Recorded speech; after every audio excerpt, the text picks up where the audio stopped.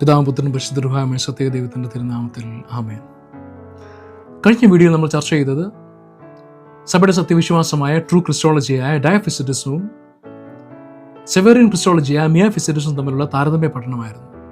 എന്തുകൊണ്ട് ഡയഫിസിറ്റിസമാണ് സത്യോപദേശമെന്നും അത് മാത്രമാണ് സത്യോപദേശമെന്നും, എന്തുകൊണ്ട് മിയാഫിസിറ്റിസം ആന്തരിക വൈരുദ്ധ്യങ്ങൾ നിറഞ്ഞ, അപര്യാപ്തതകൾ നിറഞ്ഞ, പാഷാണ്ഡതയിലേക്ക് നയിക്കുന്ന, പാഷാണ്ഡതയിൽ അടിത്തറയിട്ട ഉപദേശമാണെന്നുള്ളതൊക്കെ നമ്മൾ കൃത്യമായി ചർച്ച ചെയ്തു. ഈ വീഡിയോ ഒക്കെ ചെയ്യാനുള്ള പ്രധാന കാരണം തന്നെ നമ്മുടെ ഇട്ടു പാലക്കൽ കൊറപ്പിസ്കോപ്പ, യാക്കോബ സഭയുടെ കൊറപ്പിസ്കോപ്പയായ ഇട്ടു പച്ചൻ, അദ്ദേഹം നിരന്തരമായി തൻ്റെ യൂട്യൂബ് ചാനൽ വഴി കത്തോലിക്ക സഭയ്ക്കെതിരെയും സഭയുടെ ചരിത്രത്തിനെതിരെയും സഭയുടെ തിയോളജിക്കെതിരെയും അബദ്ധചെടലുമായിട്ടുള്ള കാര്യങ്ങൾ പടച്ചു വിടുന്നു എന്നുള്ളതാണ്. അതിന് മറുപടി എന്നോണമാണ് നമ്മൾ ഈ വീഡിയോകളൊക്കെ ചെയ്തു വരുന്നത്. കഴിഞ്ഞ വീഡിയോയിൽ ഒരുപാട് ചോദ്യങ്ങൾ, പ്രത്യേകിച്ച് മിയാഫിസിറ്റിസത്തിലുള്ള ആന്തരിക വൈരുദ്ധ്യങ്ങളെ പറ്റിയുള്ള ഒരുപാട് ചോദ്യങ്ങൾ ചോദിച്ചിരുന്നു. മിയാഫിസിറ്റിസമാണ് സത്യോപദേശം എന്ന് അവരോട് ചോദിച്ച ചോദ്യങ്ങളാണ് അതൊക്കെ. അതിനെ ഒന്നും അഡ്രസ്സ് ചെയ്യാതെ, അതിനെ ഒന്നും ടച്ച് ചെയ്യാതെ നമ്മുടെ ഇട്ടു ബച്ചൻ ഒരു വീഡിയോ ചെയ്തിരിക്കുകയാണ് മറുപടി എന്നോണം. എന്തായാലും നമുക്കൊരു മറുപടി കിട്ടിയ സ്ഥിതിക്ക് ആ വീഡിയോ കണ്ടുകൊണ്ട് അദ്ദേഹത്തിന് പറയാനുള്ള പ്രധാനപ്പെട്ട വിഷയങ്ങൾ കേട്ടുകൊണ്ട്, ആ വീഡിയോ മുഴുവൻ കേൾപ്പിക്കാൻ പറ്റില്ല, പക്ഷേ പ്രസക്തമായ ഭാഗങ്ങൾ കേൾപ്പിച്ചുകൊണ്ട് അദ്ദേഹത്തിന് കൃത്യമായ മറുപടി കൊടുക്കുകയാണ് ഈ വീഡിയോയിലൂടെ ഉദ്ദേശിക്കുന്നത്. മാത്രമല്ല, ഡയഫിസിറ്റിസത്തിലെ സത്യോപദേശത്തിലെ വളരെ കൃത്യമായിട്ടുള്ള, അതിൻ്റെ കോറായിട്ടുള്ള, ക്രക്സ് ആയിട്ടുള്ള ഉപദേശ സത്യം ഈ വീഡിയോയിലൂടെ പറയാൻ ആഗ്രഹിക്കുന്നു. മാത്രമല്ല, സെവറിയസിനെതിരെ അന്ന് ഉന്നയിക്കപ്പെട്ട പ്രധാനപ്പെട്ട 2 ഹെറസിസ് ആയിരുന്നു, മോണോഫിസിറ്റിസം അതുപോലെ നെസ്റ്റോറിനിസം. ഇത് കേൾക്കുമ്പോൾ പലർക്കും തെറ്റിച്ചുളിക്കും. കാരണം ഇത് രണ്ടും കൂടെ എങ്ങനെ ഒരാളുടെ മേൽ ആരോപിക്കാൻ പറ്റുമെന്നുള്ള കാര്യം അതും വളരെ കൃത്യമായിട്ട് ഇന്നത്തെ വീഡിയോയിൽ പറയുന്നതാണ്. എല്ലാവർക്കും കാത്തലിക് ട്രഡീഷൻസ് ആൻഡ് ക്രോണിക്കിൾസ് എന്ന യൂട്യൂബ് ചാനലിൻ്റെ പുതിയൊരു എപ്പിസോഡിലേക്ക് സ്വാഗതം. നമുക്ക് ആദ്യമേ അച്ഛൻ്റെ പറയാനുള്ളത് കേൾക്കാം. അച്ഛൻ്റെ വീഡിയോയിലേക്ക്. അവിടെ വായിച്ചാൽ നമുക്ക് മനസ്സിലാവും. ഞാൻ ഇതിപ്പോൾ പറഞ്ഞിട്ടുണ്ടെങ്കിലും ഒന്നും കൂടെ റിപ്പീറ്റ് ചെയ്യാം. പിതാവാം ദൈവത്തിന്റെ വചനം ഗബ്രിയേൽ മാലാഖ വഴി മറിയാമിന്റെ കാതിൽ കൂടി പ്രവേശിച്ച് അവരുടെ ഉദരത്തിൽ ചെന്നു.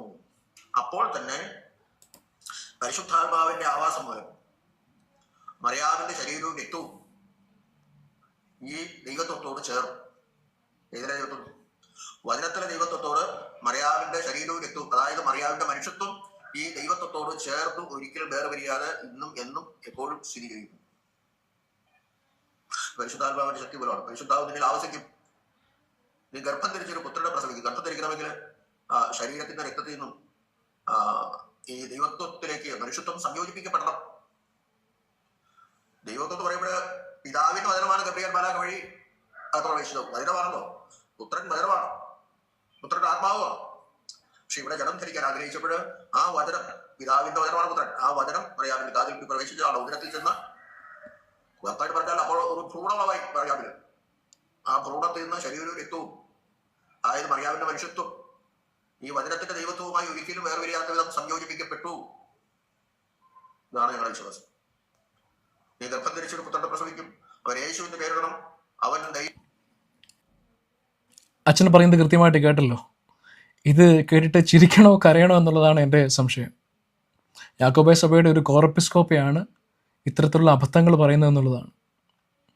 അദ്ദേഹം പറഞ്ഞത് വചനം മാതാവിൻ്റെ ചെവിയിൽ കൂടെ കയറി ഉദരത്തിലേക്ക് ചെന്നു എന്നാണ് പറയുന്നത്.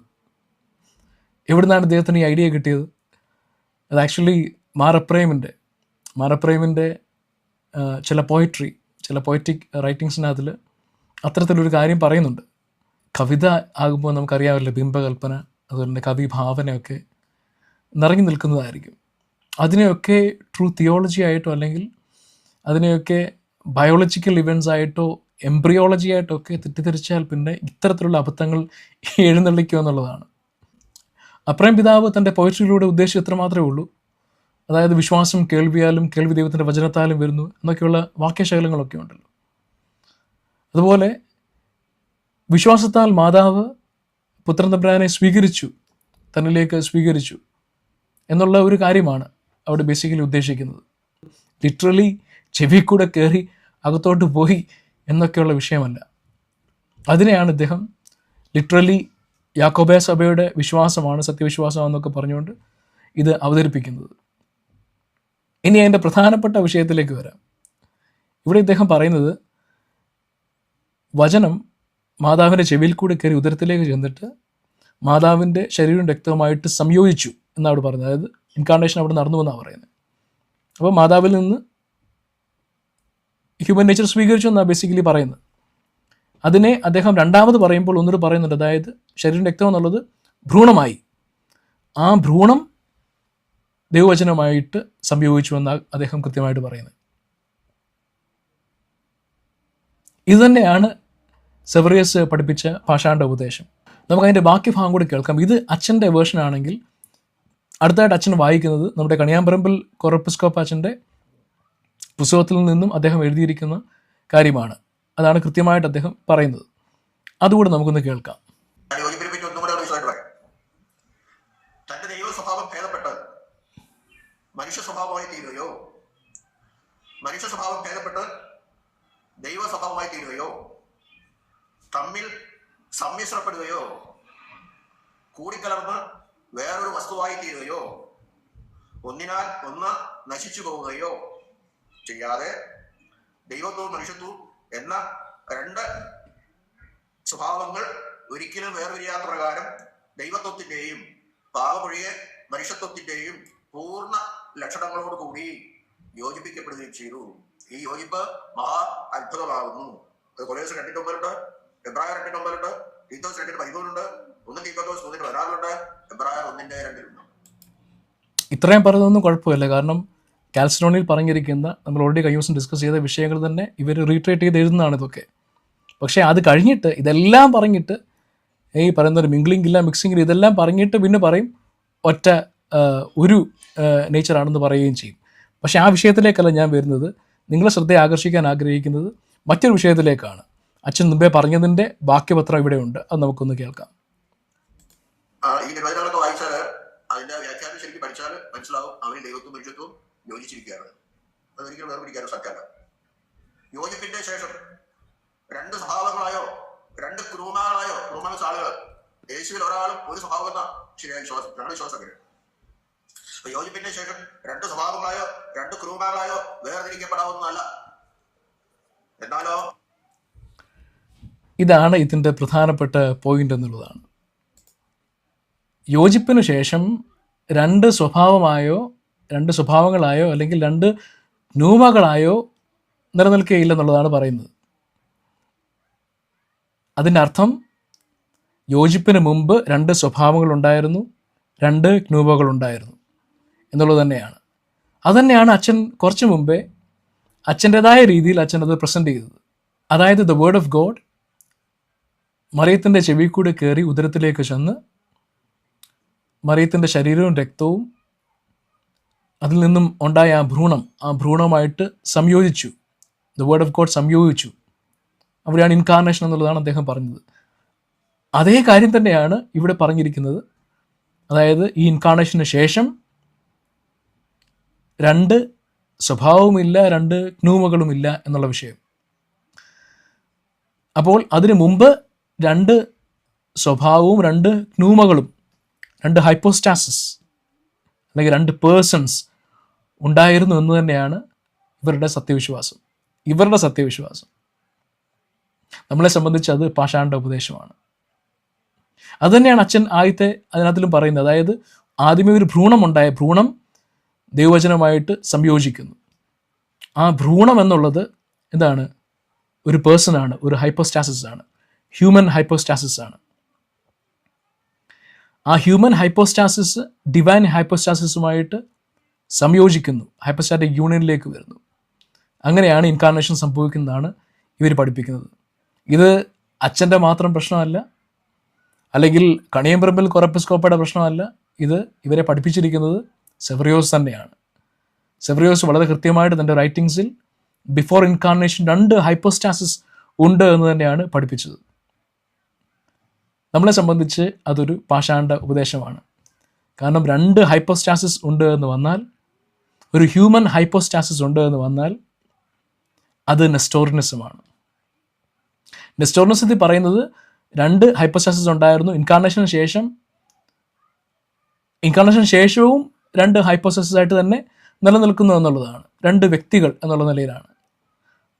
പക്ഷേ ഇവിടെ ഇൻകാർണേഷന് ശേഷം ഒരു ഹൈപ്പോസ്റ്റാസിസ് മാത്രമേ ഉള്ളൂ എന്നുള്ളതാണ് സെവറിയസിൻ്റെ ഉപദേശം. അതിലാണ് ഒരു വ്യത്യാസമുള്ളത്. പക്ഷേ ഇൻകാർണേഷന് മുമ്പ് 2 ഹൈപ്പോസ്റ്റാസിസ് എന്ന് പറയുമ്പോൾ എന്തുകൊണ്ട് അത് നെസ്റ്റോറിനസം ആകുമെന്ന് ചോദിച്ചാൽ, ആ ഭ്രൂണം എന്നുള്ളത് മാതാവിൽ നിന്ന് വന്നു. ആ ഭ്രൂണം എന്നത് എന്താണ്? ഹ്യൂമൻ നേച്ചറാണ്, അല്ലെ ഹ്യൂമൻ ഹൈപ്പോസ്റ്റാസിസ് ആണ്. അപ്പോൾ ഹ്യൂമൻ ഹൈപ്പോസ്റ്റാസിസിനെയാണ് മാതാവ് പ്രസവിച്ചത് എന്ന് വരുന്നു. ആ ഭ്രൂണത്തെ അല്ലെങ്കിൽ ആ ഹൈപ്പോസ്റ്റാസിസുമായിട്ടാണ് ഡിവൈൻ ഹൈപ്പോസ്റ്റാസിസ് സംയോജിക്കുന്നത്, അല്ലെങ്കിൽ ഹൈപ്പോസ്റ്റാറ്റിക് യൂണിയനിലേക്ക് വരുന്നത് എന്ന് വരുമ്പോൾ മാതാവിനെ ഒരിക്കലും തിയോട്ടോക്കോസ് എന്ന് വിളിക്കാൻ സാധ്യമല്ല. മാതാവിനെ ആന്ത്രപ്പോട്ടോക്കോസ് എന്ന് വിളിക്കാൻ സാധ്യമാകത്തുള്ളൂ. ഇതുതന്നെയാണ് നെസ്റ്റോറിയസ് പറഞ്ഞ പാഷാണ്ഡ ഉപദേശം. അതേ ഉപദേശം തന്നെയാണ് സെവറിയോസും പഠിപ്പിച്ചെന്നുള്ളതാണ്. നമുക്ക് സെവറിയോസിൻ്റെ ചില കോട്ട്സ് കൃത്യമായിട്ട് വായിക്കാം. ഒന്നാമത്തെ കോട്ട് സെവറിയോസ് ജോൺ ദ ഗ്രമാറിനെതിരെ എഴുതിയിട്ടുള്ള കോൺട്രാ ഗ്രമാറ്റിക്കം എന്നുള്ള ലേഖനത്തിൽ നിന്നുള്ളതാണ്. അതിൽ പറയുന്ന ഇപ്രകാരമാണ്: We confess 2 natures and 2 hypostases before the union, and 1 nature and 1 hypostasis after the union. ഇത് തന്നെയാണ് അച്ഛൻ കുറച്ചു മുമ്പേ പറഞ്ഞ കാര്യം തന്നെ. We confess 2 natures and 2 hypostases. രണ്ടാമത്തെ കോട്ട് സെവറിയസ് എഴുതിയ ലെറ്റർ ടു സെർജിയസ് ദ ഗ്രമേറിയൻ എന്ന് പറഞ്ഞ ലേഖനത്തിൽ നിന്ന് എഴുതിയതാണ്. അത് directly saint John of Damascus തൻ്റെ പുസ്തകം, അതായത് ഡി ഹെറസിബസ് എന്നുള്ള പുസ്തകത്തിൽ താൻ കോട്ട് ചെയ്തിരിക്കുന്നതാണ്. സെവറിയസ് പറഞ്ഞ വിഷയം കൃത്യമായിട്ട് കോട്ട് ചെയ്തിരിക്കുക. അത് പറഞ്ഞ ഇങ്ങനെയാണ്: the natural hypostasis of the flesh which the word united to himself. The natural hypostasis of the flesh which the word united to himself എന്നുള്ളതാണ്. മൂന്നാമത്തെ കോട്ട് സെവറിയസിൻ്റെ ലെറ്ററിൽ നിന്നുള്ളതാണ്. ഫിലാലത്തസ് ഫ്രാഗ്മെൻറ്റ് 24 എന്ന് അതിന് പറയുന്നത്. നമുക്കെല്ലാം അറിയാവുന്ന സെബാസ്റ്റ്യൻ ബ്രൂക്ക്, യാക്കോബ സഭയിലേക്ക് റീസെൻ്റ്ലി ജോയിൻ ചെയ്ത വളരെ പ്രായാധിക്യമുള്ള അറിയപ്പെട്ട സിറിയാക് പണ്ഡിതനായ, പ്രത്യേകിച്ച് ലിറ്ററേച്ചറിലൊക്കെ വളരെ അവഗാഹമുള്ള വ്യക്തിയാണ് അദ്ദേഹം. അദ്ദേഹത്തിൻ്റെ നിരവധി പുസ്തകങ്ങളിൽ പ്രധാനപ്പെട്ട ഒരു പുസ്തകമാണ് സെലക്ട് ലെറ്റേഴ്സ് ഓഫ് സെവറിയസ്. അതിൻ്റെ വോളിയം 2-ൽ ഈ ഫ്രാഗ്മെൻറ്റ്, ഈ കോട്ട് വളരെ കൃത്യമായിട്ട് അദ്ദേഹം പറയുന്നുണ്ട്. ആ ലെറ്റേഴ്സിനകത്തിൽ ഇത് കൃത്യമായിട്ടുണ്ട്. അവിടെ പറയുന്നത് ഇങ്ങനെയാണ്: the natures have their own hypostasis before the union. അതായത് ആ 2 natures, before the union 2 natures ഉണ്ടായിരുന്നു. ആ നേച്ചേഴ്സും have their own hypostasis before the union, and after the union they exist in one hypostasis. ഇതാണ് സെവറിയസ് പഠിപ്പിച്ചതെന്നുള്ളതാണ്. നാലാമത്തെ quote Severus in florilegia, Greek ഫ്രാഗ്മെൻസിൽ പെടുന്നതാണ്. അത് quoted in Leontius of Byzantium Contra Nestorianos et Eutychianos 370 എന്നാണ് എഴുതിയിരിക്കുന്നത്. അവിടെ പറയുന്നത് ഇങ്ങനെയാണ്, Severios പറഞ്ഞിരിക്കുന്നതാണ്: Each nature possessed its proper and natural hypostasis. Each natures possessed its proper and natural hypostasis. അതുപോലെ തന്നെ അഞ്ചാമത്തെ കോട്ട് സെവറിയസിൻ്റെ ഹോമിലി എന്നുള്ള, ഹോമിലി 27 എന്നാണ് അതിന് പറയുന്നത്, on the incarnation, Cyriac fragment ആണ്. അതിനകത്ത് പറയുന്നത് ഇങ്ങനെയാണ്: The humanity in its own order has a hypostasis belonging to it before the union. After the union it subsists in the hypostasis of the word. അപ്പോൾ before യൂണിയന് ഹ്യൂമാനിറ്റിക്ക് its own hypostasis ഉണ്ടായിരുന്നു. And after the union it subsist in the hypostasis of the word. യൂണിയന് ശേഷം പുത്രൻ തമ്പുരാൻ്റെ അല്ലെങ്കിൽ the word of ഗോഡിൻ്റെ ഹൈപ്പോസ്റ്റാസിസ് സബ്സിസ്റ്റായി എന്നുള്ളതാണ് അദ്ദേഹം ഈ കോട്ടിൽ പറയുന്നത്. ആറാമത്തെ കോട്ട് സെവറിയസിൻ്റെ ലെറ്ററിൽ തന്നെ ഉള്ളതാണ്. അത് അഗെയിൻസ്റ്റ് ദ ഇംപയസ് ജൂലിയൻ, അദ്ദേഹത്തിനെതിരെ എഴുതിയ ലേഖനത്തിൽ നിന്നുള്ളതാണ്. അത് പറയുന്നത് ഇങ്ങനെയാണ്: the hypostasis of the man is abolished and swallowed up in the hypostasis of the word after the union എന്നുള്ളതാണ്. മുമ്പേ സബ്സിസ്റ്റ് ചെയ്തെന്ന് പറഞ്ഞ് ഇതിനകത്ത് പറയുന്നത് അബോളിഷ്ഡ് ആൻഡ് സ്വാലോഡ് അപ്പ് എന്നുള്ളതാണ് പറയുന്നത്. അപ്പം prior to the incarnation 2 nature ഉണ്ടായിരുന്നു. ആ 2 നേച്ചറിനും ഓരോ ഹൈപ്പോസ്റ്റാസിസ് വീതം ഉണ്ടായിരുന്നു, ഇറ്റ്സ് ഓൺ ഹൈപ്പോസ്റ്റാസിസ് ഉണ്ടായിരുന്നു. ആഫ്റ്റർ ദ ഇൻകാർണേഷൻ ഈ human hypostasis was swallowed up by the divine hypostasis എന്നുള്ളതാണ് സെവറിയോസിൻ്റെ പഠനം. അതുതന്നെയാണ് നമ്മുടെ ഇട്ടൂപ്പ് കോറപ്പിസ്കോപ്പ് അച്ഛനും അതുപോലെ തന്നെ കണിയാമ്പറമ്പിൽ അച്ഛൻ്റെ പുസ്തകത്തിൽ നിന്ന് അദ്ദേഹം വായിക്കുകയും ചെയ്തല്ലോ. അതിനകത്തിലും വളരെ കൃത്യമായിട്ട് ആഫ്റ്റർ ദി ഇൻകാർണേഷൻ 2 ക്നൂമകൾ ഇല്ല എന്നുള്ളത് കൃത്യമായിട്ട് പറയുന്നത്. അപ്പോൾ അതിന് മുമ്പേ 2 ക്നൂമ ഉണ്ടായിരുന്നു എന്ന് പറയുന്നുണ്ട്. അപ്പോൾ ഇതൊക്കെ കാണിക്കുന്നത് എന്താണ്? കഴിഞ്ഞ ദിവസം നമ്മൾ വളരെ കൃത്യമായിട്ട് കഴിഞ്ഞ വീഡിയോയിൽ ചർച്ച ചെയ്തതാണ്. അതായത് 2 നേച്ചർ ഒരു നേച്ചറായി മാറുന്നു എന്ന് വരുമ്പോൾ, 2 നേച്ചർ ഒരു നേച്ചറാകുന്നുണ്ടേ അത് ഒന്നായി മാറണമെങ്കിൽ മിക്സിങ് സംഭവിക്കാതെ അല്ലെങ്കിൽ മിംഗ്ലിങ് സംഭവിക്കാതെ കലരാതെ എങ്ങനെ അത് സാധ്യമാകും ഒറ്റ നേച്ചറാകുക എന്നുള്ള കൃത്യമായി നമ്മൾ ചോദ്യം ഉന്നയിച്ചതാണ്. അത് അസാധ്യമായിട്ടുള്ള കാര്യമാണ്. കാരണം രണ്ടും വളരെ വൈരുദ്ധ്യങ്ങളായിട്ടുള്ള പ്രോപ്പർട്ടീസാണ്. ഫോർ എക്സാമ്പിൾ ഞാൻ കഴിഞ്ഞ ദിവസം പറഞ്ഞതാണ്, ഇമ്മോർട്ടലാണ്, ഒന്ന് മോർട്ടലാണ്. ഇത് രണ്ടും കൂടെ എങ്ങനെയാണ് സംയോജിക്കാൻ പറ്റുന്നത്? അങ്ങനെ സംഭവിച്ചാൽ എങ്ങനെയാണ് ഒന്ന് മോർട്ടലും ഇമ്മോർട്ടലും അല്ലാതെ മറ്റൊരു നേച്ചർ എങ്ങനെ വരാൻ സാധിക്കും എന്നുള്ള ചോദിച്ചിരുന്നു. ഇതിനൊന്നും ആരും ഉത്തരം പറയുന്നില്ല എന്നുള്ളതാണ്. പക്ഷേ ഇവിടെ എന്താണ്, ഇവിടെ ഹൈപ്പോസ്റ്റാസിസ് സ്വാലോഡ് അപ്പ് ആയി എന്നുള്ളത് സെവറിയസ് കൃത്യമായിട്ട് പഠിപ്പിക്കുകയും ചെയ്യുന്നു. അപ്പോൾ ഹൈപ്പോസ്റ്റാസിസ് ഈ യൂണിയനിൽ ഹ്യൂമൻ ഹൈപ്പോസ്റ്റാസിസ് സ്വാലോഡ് അപ്പ് ആയി എന്ന് പറഞ്ഞാൽ അത് തന്നെ ആപ്ലിക്കബിൾ അല്ലേ ഹ്യൂമൻ നേച്ചറിൻ്റെ കാര്യത്തിൽ? ചുരുക്കം പറഞ്ഞാൽ സെവറിയസിൻ്റെ ഉപദേശം അനുസരിച്ച് പ്രയർ ടു ദി ഇൻകാർണേഷൻ 2 ക്നൂമകളുണ്ടായിരുന്നു എന്ന് പറയുമ്പോൾ തന്നെ മാതാവ് ഒരിക്കലും തിയോട്ടോക്കോസ് അല്ല. ആ തിയോളജി അനുസരിച്ച്, ആ ക്രിസ്റ്റോളജി അനുസരിച്ച് മാതാവ് ആന്ത്രപ്പോട്ടോക്കോസ് ആണ്. മറിയം സംശയം കൂടാതെ ദൈവമാതാവെന്ന് എല്ലായ്പ്പോഴും പ്രസംഗിച്ച് ഞങ്ങളുടെ പാത്രിയർക്കിസ് മോർ സെവറിയോസ്. ഈ ഒരു തുബ്ദൈനിലെ ഭാഗം യാക്കോബക്കാർ സ്ഥിരം പറയാറുള്ളതാണ്. പ്രത്യേകിച്ച് ശിവപീഡികയിലൊക്കെ മിക്ക വീഡിയോകളിലും ഇത് പറഞ്ഞു കേൾക്കാം. അവർ പറച്ചിൽ കേട്ടാൽ ദൈവമാതാവ് എന്നുള്ളത് സഭയെ പഠിപ്പിച്ചത് മോർ സെവറിയോസ് ആണ് എന്നുള്ള ചിന്തയിലാണ് പറയുന്നത്. സെവറിയോസ് ജനിക്കുന്നതിന് മുമ്പാണ് എഫെസോസിലെ കൗൺസിൽ വെച്ച് സഭ മാതാവ് മറിയം ദൈവമാതാവെന്ന് പ്രഖ്യാപിക്കുന്നത്. പക്ഷേ എന്നിട്ടും അത് സെവറിയോസിൻ്റെ പേര് ചേർത്തിട്ടേ ഇവർക്കത് പറയാൻ സാധിക്കുന്നുള്ളൂ എന്നുള്ളതാണ്. പക്ഷെ നമ്മൾ അതിനകത്ത് മനസ്സിലാക്കേണ്ട ഒരു കാര്യം, ഞങ്ങൾ പലപ്പോഴും ക്ലബ് ഹൗസിൽ പറഞ്ഞിട്ടുള്ളതാണ്, മറിയം സംശയം കൂടാതെ ദൈവമാതാവെന്നാണ്. മറിയം ദൈവമാതാവെന്ന് പറയുന്നതിനേക്കാൾ അപ്പുറം മറിയം സംശയം കൂടാതെ ദൈവമാതാവെന്ന് എല്ലായ്പ്പോഴും പ്രസംഗിച്ച ഞങ്ങളുടെ പാത്രിയർക്കിസ് സെവറിയോസ് എന്നാണ് പറയുന്നത്. എന്താണ് ഇത്ര സംശയം? സംശയം കൂടാതെ എന്തിനെ ചേർക്കണം? അതിൻ്റെ കാരണം എന്താണെന്ന് നിങ്ങൾക്കിപ്പോൾ മനസ്സിലായല്ലോ. സംശയമായിരുന്നു എന്നുള്ളതാണ്. ഇദ്ദേഹത്തിൻ്റെ ക്രിസ്റ്റോളജി അനുസരിച്ച് മറിയം ദൈവമാതാവാണോ എന്നുള്ള കാര്യത്തിൽ സംശയമുണ്ടായിരുന്നു. അതങ്ങനെ അല്ല എന്നുള്ളത് കൃത്യമായിരുന്നു എന്നുള്ളത് നമ്മളിപ്പോൾ തന്നെ മനസ്സിലാക്കിയല്ലോ. നെസ്റ്റോറിനിസത്തിലേക്ക് വഴുതി വീണ സെവറിയോസിൻ്റെ തിയോളജി അനുസരിച്ച്, സെവറിയോസിൻ്റെ ക്രിസ്റ്റോളജി അനുസരിച്ച് ഒരിക്കലും ദൈവമാതാവെന്ന് പറയാൻ സാധ്യമല്ല. വെറുതെ ദൈവമാതാവെന്ന് പറഞ്ഞിട്ടൊരു കാര്യമില്ല. വെറുതെ എല്ലായ്പ്പോഴും ദൈവമാതാവെന്ന് പ്രസംഗിച്ചിട്ടും കാര്യമില്ല. താൻ പഠിപ്പിച്ച ഉപദേശം അനുസരിച്ച് ഒരിക്കലും മാതാവിനെ തിയോട്ടോക്കോസ് എന്ന് വിളിക്കാൻ സാധ്യമല്ല എന്നുള്ളതാണ് എൻ്റെ യാഥാർത്ഥ്യം. താൻ പഠിപ്പിച്ചതനുസരിച്ച് 2 ഹൈപ്പോസ്റ്റാസിസ് ഉണ്ട് എന്ന് വരുമ്പോൾ, 2 വ്യക്തി, ഒരു ഡിവൈൻ വ്യക്തിയും ഒരു ഹ്യൂമൻ വ്യക്തിയും ഉണ്ട് എന്ന് വരുമ്പോൾ മാതാവ് ജന്മം കൊടുക്കുന്നത് ആ ഹ്യൂമൻ വ്യക്തിക്കാണ്, ആ ഭ്രൂണത്തിനാണ്. ആ ഭ്രൂണമാണ് ദ വേർഡ് ഓഫ് ഗോഡുമായിട്ട് സംയോജിക്കുന്നത്. അപ്പോൾ മാതാവിനെ ഒരിക്കലും തിയോട്ടോക്കോസ് എന്ന് വിളിക്കാൻ സാധ്യമല്ല. ഇതാണ് ഏറ്റവും പ്രധാനപ്പെട്ട വിഷയം. അപ്പോൾ സെവറിയസിനെതിരെ നെസ്റ്റോറിനിസം എന്തുകൊണ്ട് ഉന്നയിക്കപ്പെട്ടു എന്നുള്ളതിന് കൃത്യമായ ഉത്തരം നിങ്ങൾക്ക് ലഭിച്ചല്ലോ. നെസ്റ്റോറിനിസം കൃത്യമായിട്ട് സെവറിയസ് പഠിപ്പിച്ചു എന്നുള്ളതാണ് പരമാർത്ഥം. Prior to the incarnation 2 hypostasis ഉണ്ടായിരുന്നു എന്ന് പറയുമ്പോൾ ഹ്യൂമൻ നേച്ചറിന് ഒരു ഹൈപ്പോസ്റ്റാസിസ് ഉണ്ടായിരുന്നു എന്ന് സെവറിയസ് കൃത്യമായിട്ട് പഠിപ്പിച്ചു.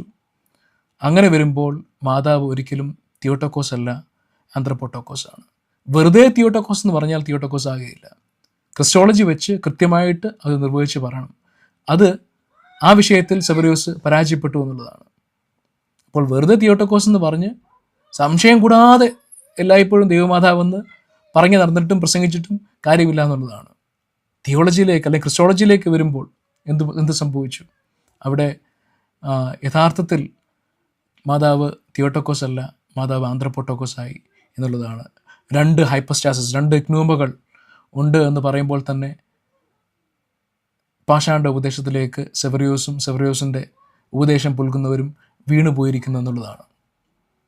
അപ്പോൾ ഈ അച്ഛന്മാരെ നമുക്ക് ഒരിക്കലും കുറ്റം പറയാൻ സാധിക്കത്തില്ല. സെവറിയോസ് പഠിപ്പിച്ചതിൽ ആ സെവറിയോസിനെ അവർ പിൻപറ്റി ആ ഉപദേശത്തിലാണ് ഇവർ നടക്കുന്നതെന്നുള്ളതാണ്. അതിൻ്റെ പോരായ്മയും അതിൻ്റെ ആ പരാജയമാണ് ഇവരിൽ കാണുന്നതെന്നുള്ളതാണ്.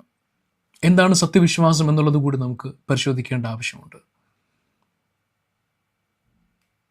പരിശുദ്ധ കത്തോലിക്ക സഭയും ഈസ്റ്റേൺ ഓർത്തഡോക്സ് സഭകളും ഒക്കെ ഈ വിഷയത്തെപ്പറ്റി എന്താണ് പഠിപ്പിക്കുന്നത്, ഡൈഫസിറ്റിസം എന്താണ് പഠിപ്പിക്കുന്നത്. കഴിഞ്ഞ വീഡിയോയിൽ വളരെ വിശദമായിട്ട് ഡൈഫസിറ്റിസം എന്താണെന്ന് പറഞ്ഞതാണ്.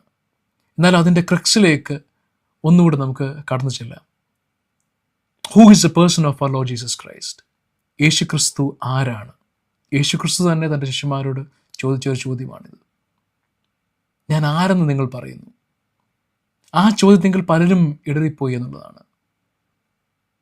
നിർഭാഗ്യവശാൽ സെവറിയോസിനെ പിൻപറ്റുന്നവരൊക്കെ അങ്ങനെ ഇടറിപ്പോയവരുടെ കൂട്ടത്തിൽ പെടുന്നു എന്നുള്ളതാണ് വേദനാജനകമായിട്ടുള്ള ഒരു യാഥാർത്ഥ്യം. യേശുക്രിസ്തു ഒരു ഡിവൈൻ പേഴ്സൺ ആണ് എന്നുള്ളതാണ് സഭയുടെ സത്യവിശ്വാസം. He's a divine person. He is not a human person. അവനൊരു ഹ്യൂമൻ പേഴ്സൺ അല്ല, അവനൊരു ഡിവൈൻ പേഴ്സൺ ആണ്. ആ ഡിവൈൻ പേഴ്സണിൽ രണ്ട് നേച്ചർ നിലനിൽക്കുന്നു എന്നുള്ളതാണ്. ഒരു divine nature and A human nature, രണ്ട് നേച്ചേഴ്സ്.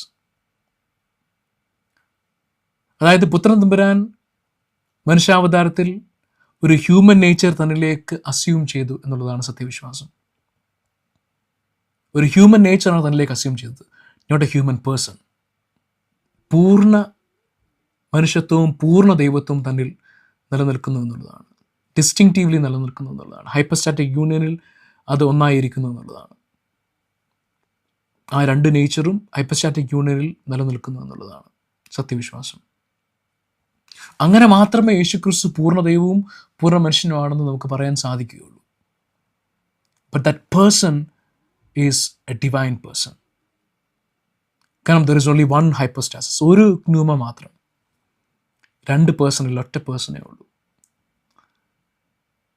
മാതാവിൽ നിന്നൊരു ഭ്രൂണം എടുത്തു. ആ ഭ്രൂണം, അതായത് വൺ ഹൈപ്പോസ്റ്റാസിസ് ആയിട്ടുള്ള ആ ഭ്രൂണം വേർഡ് ഓഫ് ഗോഡുമായിട്ട് ഹൈപ്പോസ്റ്റാറ്റിക് യൂണിയനിലേക്ക് വന്നതല്ല മനുഷ്യാവതാരം. അത് പാഷാണ്ഡോപദേശമാണ്. അതാണ് സെവറിയോസ് പഠിപ്പിച്ചത്. പക്ഷെ അത് പാഷാണ്ഡോപദേശമാണ്. ബിഫോർ ദി ഇൻകാർണേഷനും ആഫ്റ്റർ ദി ഇൻകാർണേഷനും ഓൺലി വൺ ഹൈപ്പോസ്റ്റാസിസ്. ആ ഹൈപ്പോസ്റ്റാസിസ് എന്നുള്ളത് the second person of Godhead ആണ്. പുത്രൻ തമ്പുരാൻ തന്നെയാണ്. ദ വേർഡ് ഓഫ് ഗോഡ് ആണ്. ആ പുത്രൻ തമ്പുരാനാണ് ആ ഹ്യൂമൻ നേച്ചർ പൊസസ് ചെയ്യുന്നത്. He owns that human nature. അവൻ്റെ ഹ്യൂമാനിറ്റി ആൻഡ് ഹൈപ്പോസ്റ്റാറ്റിക് എന്നുള്ളതാണ് സഭ പഠിപ്പിക്കുന്നത്. അതായത് അവൻ്റെ ഹ്യൂമൻ നേച്ചറിൽ there is no human person. മാത്രമല്ല അത് ഹൈപ്പോസ്റ്റാറ്റിക് ആണെന്ന് സഭ പഠിപ്പിക്കുന്നു. അതായത് ആ human nature is subsisting in the person of the Logos, the word of God, or the second person of Godhead, the son of God. ഇങ്ങനെയുള്ള ഒരു വ്യക്തിക്ക് മാത്രമേ സാൽവേഷൻ കൊടുക്കുവാൻ സാധ്യമായിരുന്നുള്ളൂ എന്നുള്ളതാണ്. അതേസമയം സെവറിയസ് പറഞ്ഞ പോലെ ഒരു ഹ്യൂമൻ ഹൈപ്പോസ്റ്റാസിസുമായിട്ടാണ് ഡിവൈൻ ഹൈപ്പോസ്റ്റാറ്റിക് യൂണിയനിലേക്ക് വരുന്നു എന്നുണ്ടെങ്കിൽ അതൊരു എക്സ്റ്റേണൽ അലയൻസ് ആണ്, നോട്ട് എൻ ഇൻറ്റേർണൽ യൂണിയൻ. പക്ഷെ ഇവിടെ സംഭവിച്ച അങ്ങനെയല്ല. ഇവിടെ സംഭവിച്ച it was an internal union. ദൈവം തന്നെ മനുഷ്യത്വത്തിലേക്ക് ഇറങ്ങി വരുന്ന അവസ്ഥയാണ് ഇവിടെ കാണുന്നത്. ഇങ്ങനെയുള്ളൊരു യൂണിയൻ ആയതുകൊണ്ട്, ഇങ്ങനെയുള്ളൊരു ഹൈപ്പോസ്റ്റാറ്റിക് യൂണിയൻ ആയതുകൊണ്ട് തന്നെ ഓൾ ഹിസ് ഹ്യൂമൻ എക്സ്പീരിയൻസസ് അതെല്ലാം ദൈവത്തിൻ്റെ തന്നെ ആയി എന്നുള്ളതാണ്, ദാറ്റ് പേഴ്സൻ്റെ ആയി എന്നുള്ളതാണ്. ഇപ്പോൾ കർത്താവിൻ്റെ സഫറിങ്സ്, കർത്താവിൻ്റെ മരണം, അതിനൊക്കെ ഇൻഫിനിറ്റ് വാല്യൂ ഉണ്ടായി എന്നുള്ളതാണ്. Because he was A divine person, he is a divine person എന്നുള്ളതാണ്. ശിവപിടിക്കനെ പോലുള്ളവർ പറഞ്ഞു കേട്ടിട്ടുണ്ട്, അതായത് യേശുക്രിസ്തുവിന് ആരാധന അർപ്പിക്കാൻ സാധ്യമല്ല, യേശുക്രിസ്തുവിനെ ആരാധിക്കാൻ പറ്റില്ല എന്നൊക്കെ പറയാറുണ്ട്. പുത്രനെയാണ് അവർ ആരാധിക്കുന്നത്. അത് ഞാൻ കഴിഞ്ഞ വീഡിയോയിലും ചോദിച്ചതാണ്. പുത്രനും യേശുക്രിസ്തുവും വേറെ വേറെ വ്യക്തികളാണോ? അല്ലെങ്കിൽ ഹൈന്ദവ പുരാണത്തിലൊക്കെ പറയുന്ന പോലെ വിഷ്ണു വൈകുണ്ഠത്തിലിരിക്കുമ്പോൾ കൃഷ്ണനായിട്ട് അവതരിക്കുന്നു എന്നുള്ളത് പറയുന്ന പോലത്തെ ഒരു അവസ്ഥയാണോ എന്നൊക്കെ ചോദിച്ചിരുന്നു. അതൊന്നും മറുപടി കിട്ടിയിട്ടില്ല ഇതുവരെ. ഇവിടെ നമുക്ക് മനസ്സിലാക്കേണ്ടത്, നമ്മളെ സംബന്ധിച്ച് സത്യവിശ്വാസം അനുസരിച്ച് യേശുക്രിസ്തു ഈസ് എ ഡിവൈൻ പേഴ്സൺ എന്നുള്ളതാണ്. അവൻ ആരാധനയ്ക്ക് യോഗ്യനായിട്ടുള്ള വ്യക്തി തന്നെയാണ്. Because is fully God. He has got a full human nature, he has got a full divine nature, he has got a full human nature as well.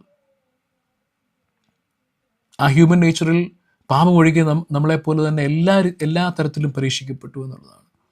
നമുക്ക് തുടർന്നും അച്ഛൻ പറഞ്ഞ ചില കാര്യങ്ങൾ കൂടി കേൾക്കാം. വിശ്വസിക്കുന്നു, ദൈവത്വം മനുഷ്യത്വം യോജിച്ചിരിക്കുന്നു.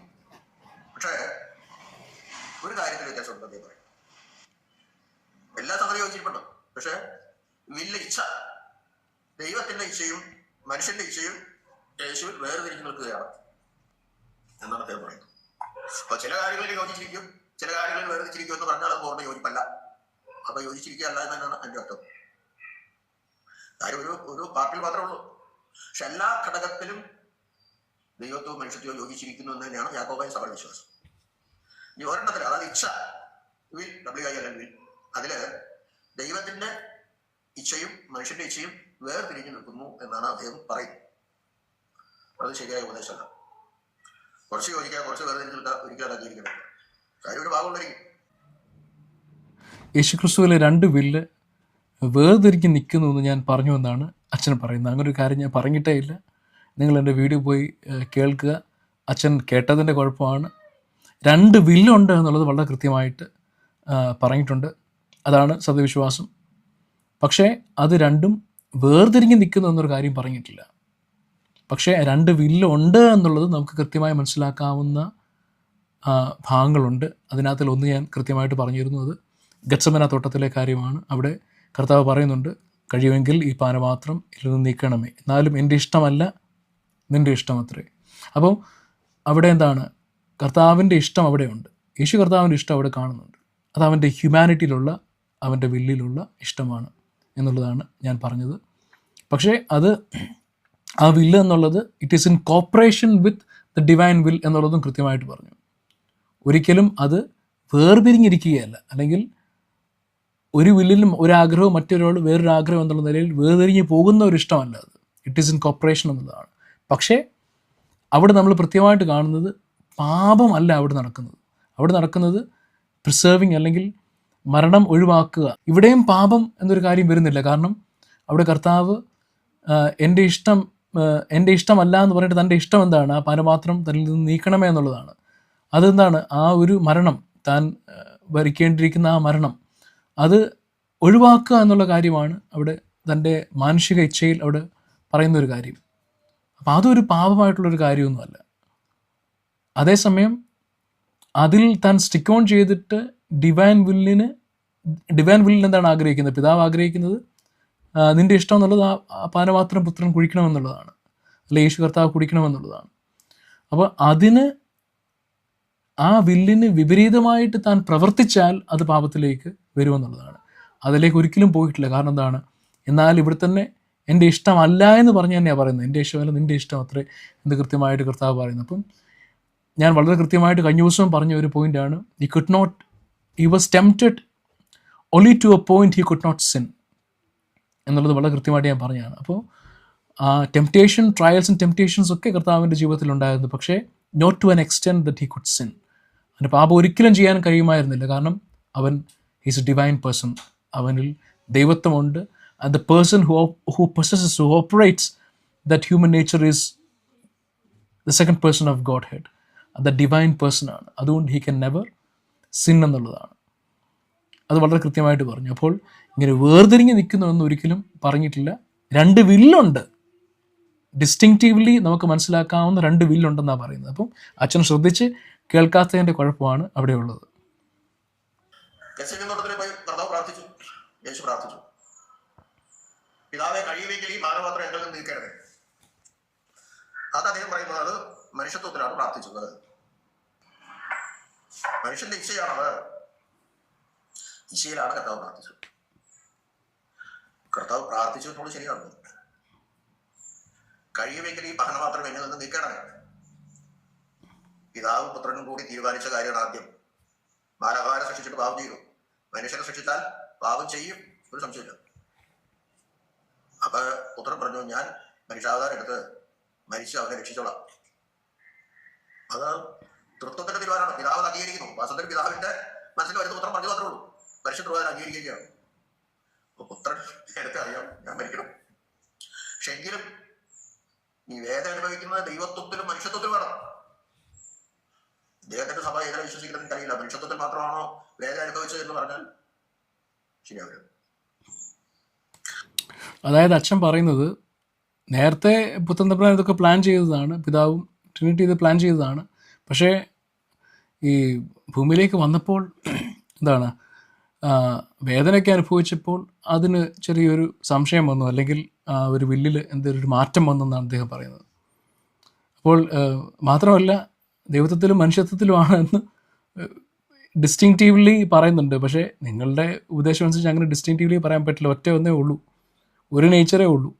അപ്പോൾ പിന്നെ ദൈവത്വത്തിൽ മനുഷ്യത്വത്തിൽ നിന്ന് നിങ്ങൾക്ക് വേർതിരിച്ച് പറയാൻ, അല്ലെങ്കിൽ ഡിസ്റ്റിങ്റ്റീവ്ലി നിങ്ങൾക്ക് പറയാൻ പറ്റത്തില്ല.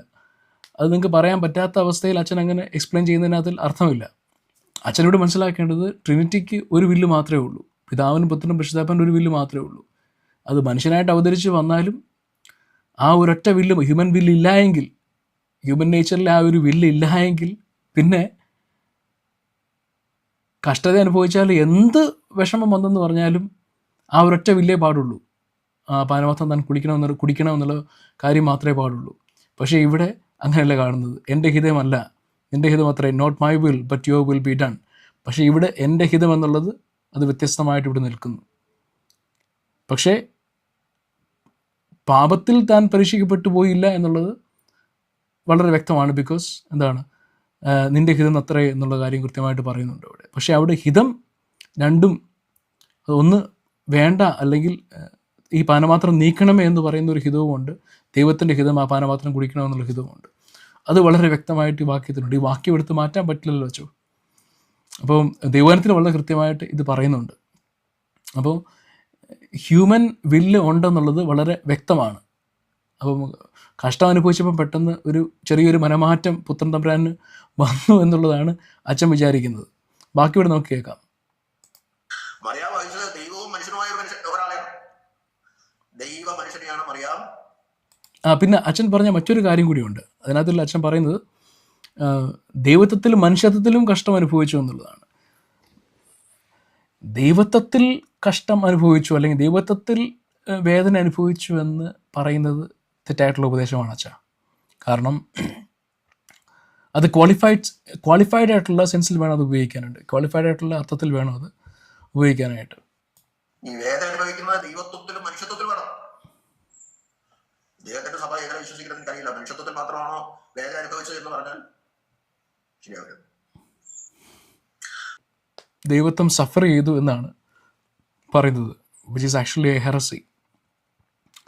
ദൈവത്വത്തിൽ ഒരിക്കലും എന്താ പറയുക, വേദന സഹിക്കാനോ സഫറിങ്സ് ഇതൊന്നും സാധ്യമല്ല എന്നുള്ളതാണ്. God is impassible. അതിനാണ് നമ്മൾ പിതാവിന് വേദന അനുഭവിക്കാൻ പറ്റുമോ, പിതാവ് സഫർ ചെയ്തു എന്ന് പറയാൻ പറ്റുമോ? ഇല്ല. അതിനാണ് നമ്മൾ പാട്രിപാസിനിസം എന്നുള്ള ഹെറസി പറയുന്നത്. തിയോപാസ്കിസം എന്നുള്ളത് എൻ്റെ ഒരു ക്രൂഡ് ഫോമാണ്. അതിൻ്റെ ക്വാളിഫൈഡ് സെൻസിലാണ് നമ്മൾ ബേസിക്കലി പറയേണ്ടത്. അതല്ലാതെ അച്ഛൻ പറയുന്ന പോലെ ദൈവത്വത്തിലും മനുഷ്യത്വത്തിലും വേദന അനുഭവിച്ചു എന്ന് പറഞ്ഞാൽ അത് ക്വാളിഫൈഡ് സെൻസ് അല്ല, അത് ഹെററ്റിക് ആയിട്ടുള്ള അർത്ഥത്തിലാണത് വരുന്നത്. അവിടെയാണ് എൻ്റെ പ്രശ്നം ഇരിക്കുന്നത്. അതേസമയം യഥാർത്ഥ അണ്ടർസ്റ്റാൻഡിങ്ങിൽ, അതായത് എങ്ങനെ ദൈവം മരിച്ചു, ദൈവം കഷ്ടം അനുഭവിച്ചു എന്നുള്ള നിലയിൽ നമുക്ക് പറയാൻ പറ്റുന്ന എവിടെയാണ്, ഡയഫസിറ്റിസിൽ വളരെ കൃത്യമായിട്ടത് പറയാൻ പറ്റും. കാരണം ഹ്യൂമൻ നേച്ചറിലാണ് കഷ്ടം അനുഭവിക്കുന്നത്. പക്ഷേ ആ ഹ്യൂമൻ നേച്ചറിൻ്റെ സഫറിങ്സും ഡെത്തും എല്ലാം ഹ്യൂമൻ നേച്ചറിൽ അത് എക്സ്പീരിയൻസ് ചെയ്യുന്നുണ്ടേ, ഹ്യൂമൻ നേച്ചറിൽ സംഭവിക്കുന്നുണ്ടേ, ആ ഹ്യൂമൻ നേച്ചറുമായിട്ട് ഹൈപ്പോസ്റ്റാറ്റിക് യൂണിയനിലുള്ള ഡിവൈൻ നേച്ചർ അത് എക്സ്പീരിയൻസ് ചെയ്യുന്നു എന്നുള്ളതാണ്. In that way and also ആ ഒരൊറ്റ ഒരു പേഴ്സണാണ്, ഓൺലി വൺ ഹൈപ്പോസ്റ്റാസിസ്. അതുകൊണ്ട് തന്നെ ഹ്യൂമൻ നേച്ചറിൽ സംഭവിക്കുന്നതൊക്കെ it is happening in that person. അതുകൊണ്ട് ഗോഡ് സഫേർഡ്, ഗോഡ് ഡൈഡ് എന്നൊക്കെ പറയാൻ പറ്റും. അപ്പോൾ അത് ക്വാളിഫൈഡ് സെൻസ് ഓഫ് തിയോപാസ്കിസമാണ്. അതേസമയം അച്ഛൻ പറയുന്നത് ദൈവത്വത്തിൽ കഷ്ടം അനുഭവിക്കുക എന്ന് പറഞ്ഞാൽ അതൊരു ഹെററ്റിക് വേർഷനാണ്, അത് ഹെററ്റിക് മോഡാണ്. അപ്പോൾ അത് തീർത്തും തെറ്റായിട്ടുള്ള ദുരുപദേശം തന്നെയാണ്. പാട്രിപാസിനിസം എന്നുള്ളത് വളരെ കൃത്യമായിട്ട് പറയുന്നു, ദൈവത്വത്തിൽ അല്ലെങ്കിൽ പിതാവിന് സഫർ ചെയ്യാൻ സാധിക്കുകയില്ല. അതുപോലെ തന്നെ പുത്രനും അവൻ്റെ ഗോഡ്ലി നേച്ചർ അല്ലെങ്കിൽ ഡിവൈൻ നേച്ചറിൽ സഫർ ചെയ്യാൻ സാധിക്കില്ല. പക്ഷേ ആഫ്റ്റർ ദി ഇൻകാർണേഷനിൽ എന്താണ് സംഭവിച്ചത്? ആ ഡിവൈൻ നേച്ചർ ഹ്യൂമൻ നേച്ചറുമായിട്ട് ഹൈപ്പോസ്റ്റാറ്റിക് യൂണിയനിലായിരിക്കുമ്പോൾ there is only one person എന്നുള്ള അർത്ഥത്തിൽ അവിടെ ഹ്യൂമൻ നേച്ചറിൽ സഫറിങ്സും ഡെത്തും ഒക്കെ സംഭവിക്കുന്നുണ്ട്. It is experienced by the godly nature as well. മാത്രമല്ല this happens in the divine person. അതുകൊണ്ട് you can say God died, God suffered എന്നൊക്കെ പറയാൻ പറ്റും. So that is the qualified sense. ആ ക്വാളിഫൈഡ് അർത്ഥത്തിൽ തിയോപാസ്കിസം ഉപയോഗിക്കാൻ പറ്റും. പക്ഷേ ഇവിടെ അച്ഛൻ പറയുന്നത് ക്വാളിഫൈഡ് അർത്ഥമല്ല, അത് ഹെററ്റിക് അർത്ഥത്തിലാണ് അച്ഛനോട് പറയുന്നത്. അപ്പോൾ ഇവിടെയൊക്കെ നമുക്ക് കാണാൻ സാധിക്കുന്നത് there is a human nature, distinct ആയിട്ടുള്ള ഹ്യൂമൻ നേച്ചർ ഉണ്ട്. ആ human nature has got a rational soul, rational mind, that human will, ഇതെല്ലാം ഉണ്ട് എന്നുള്ളതാണ്. അറ്റ് ദ സെയിം ടൈം ദൈവത്തിൻ്റെ ആ വില്ല് എന്നുള്ളത് which is the will of the Trinity, അതിനകത്തിൽ പുത്തൻതമ്പുരാൻ്റെ വില്ലും അതിൻ്റെ ഭാഗമാണ് എന്നുള്ളതാണ്. അവിടെയാണ് ആ ഒരു ഡിസ്റ്റിങ്ഷൻ നമുക്ക് കൃത്യമായിട്ട് മനസ്സിലാക്കാൻ സാധിക്കുന്നത്. ഇവരുടെ ക്രിസ്റ്റോളജിയിൽ അത് മനസ്സിലാക്കാൻ സാധിക്കുന്നില്ല. അതുകൊണ്ടാണ് ഈ പറയുന്ന പോലെ അച്ഛന് അത് ഇങ്ങോട്ട് വന്നപ്പോൾ കഷ്ടം അനുഭവിച്ചപ്പോൾ ഒരു മനംതിരിവുണ്ടായി എന്നുള്ള നിലയിൽ, അല്ലെങ്കിൽ പെട്ടെന്ന് പറഞ്ഞു പിന്നെ പെട്ടെന്ന് അങ്ങ് മാറ്റി പറഞ്ഞു. പക്ഷേ എന്നാലും അവിടെ രണ്ട് വില്ലുണ്ടെന്ന് എന്നുള്ള വരുന്നത്. Not my will your will be done എന്ന് പറയുമ്പോൾ. അപ്പോൾ അത് അച്ഛന് പറയാനായിട്ടോ എക്സ്പ്ലെയിൻ ചെയ്യാനായിട്ടോ സാധിക്കുന്നില്ല. എന്തൊക്കെയോ പറയുന്നതല്ലാതെ ആ രണ്ട് വില്ല് എന്നുള്ളത് സുവ്യക്തമായിട്ട് ബൈബിൾ വളരെ കൃത്യമായിട്ട് പറഞ്ഞിരിക്കുന്നു.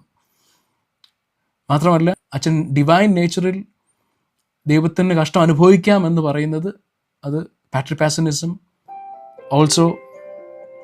Also crude form of തിയോപാസ്കിസമാണ്. അതിൻ്റെ ക്വാളിഫൈഡ് സെൻസിൽ പറയാമെങ്കിലും അച്ഛൻ ഇവിടെ പറഞ്ഞിരിക്കുന്നത് അതിൻ്റെ ഹെററ്റിക് അർത്ഥത്തിലാണ് പറഞ്ഞിരിക്കുന്നത്. അവിടെയും അച്ഛന് തെറ്റിപ്പോകുന്നു എന്നുള്ളതാണ്. ഇതൊക്കെ അച്ഛൻ്റെ മാത്രം കുഴപ്പമല്ല, അച്ഛൻ്റെ ആ ഒരു ക്രിസ്റ്റോളജിയുടെ അല്ലെങ്കിൽ സെബറിയൻ ക്രിസ്റ്റോളജിയുടെ പ്രശ്നമാണെന്നുള്ളതാണ് നമുക്ക് മനസ്സിലാക്കേണ്ടത്. പിന്നെ അച്ഛൻ ഒരുപാട് കാര്യങ്ങൾ പറയുന്നുണ്ട്. നമുക്കിനി മറ്റൊരു ഭാഗത്തിലേക്കൂടെ കേൾക്കാം. അതിനകത്തിൽ വലിയൊരു ഹെറസി പൊട്ടിച്ചിട്ടുണ്ട്, അതുകൊണ്ട് നമുക്കൊന്ന് കേൾക്കാം. ഞങ്ങളെ വിശുദ്ധ കുർബാന കഴിയുമ്പോൾ ഈ വീഞ്ഞും വെള്ളവും സമമായിട്ട് തരണം. കൂടുതൽ കുറവ് വരാൻ പാടില്ല. എത്ര വീഞ്ഞിടത്തും അത്ര വെള്ളം തരണം. കാരണം യേശുവിൻ ദൈവത്വവും മനുഷ്യത്വവും ഈക്വലായിട്ട് സ്ഥിതി ചെയ്യും. 100% ദൈവത്തുണ്ടെങ്കിൽ 100% മനുഷ്യത്വമുണ്ട്. 50% മനുഷ്യത്വമുണ്ടെങ്കിൽ 50% ദൈവത്വമുണ്ട്. 100% ദൈവത്തുണ്ടെങ്കിൽ 100% മനുഷ്യത്വം. 50% ദൈവത്തുണ്ടെങ്കിൽ 50% മനുഷ്യത്വം. 30% മനുഷ്യത്വം ഉണ്ടെങ്കിൽ 30% ദൈവത്തുള്ളൂ. ഈക്വലാണ്. അങ്ങനെയുള്ള ആൾക്ക് രക്ഷപ്പെടുത്താൻ സാധിക്കും. ദീർഘപടി പോകുന്നില്ല. അച്ഛൻ പറയുന്നത് 100% ദൈവത്വം, 100% മനുഷ്യത്വം, അല്ലെങ്കിൽ 50-50. അത് നമുക്ക് അക്സെപ്റ്റ് ചെയ്യാൻ പറ്റും. അത് വളരെ കറക്റ്റാണ്. 50-50 ഉള്ളൂ എന്നുള്ളത് അക്സെപ്റ്റ് ചെയ്യാൻ പറ്റും. പക്ഷേ 30-30 എന്നൊക്കെ പറയുന്നത് തന്നെ 30-30, 60%, ബാക്കി 40 ഇവിടെ പോയി അച്ചോ. അപ്പം ഈ ശതമാനക്കണക്ക് എവിടെയും ഒക്കത്തില്ല എന്നുള്ളതാണ്. 100% കൊണ്ടുവന്നാൽ ഈ പറഞ്ഞ പോലെ മിക്സ്ഡായി പോകുന്നു, മിങ്കിൾഡായി പോകുന്നു എന്നുള്ളതാണ് മനസ്സിലാക്കേണ്ടത്. അച്ഛൻ ഈ പറഞ്ഞ കാര്യം തന്നെ ഒന്ന് ചിന്തിച്ച് നോക്കുക.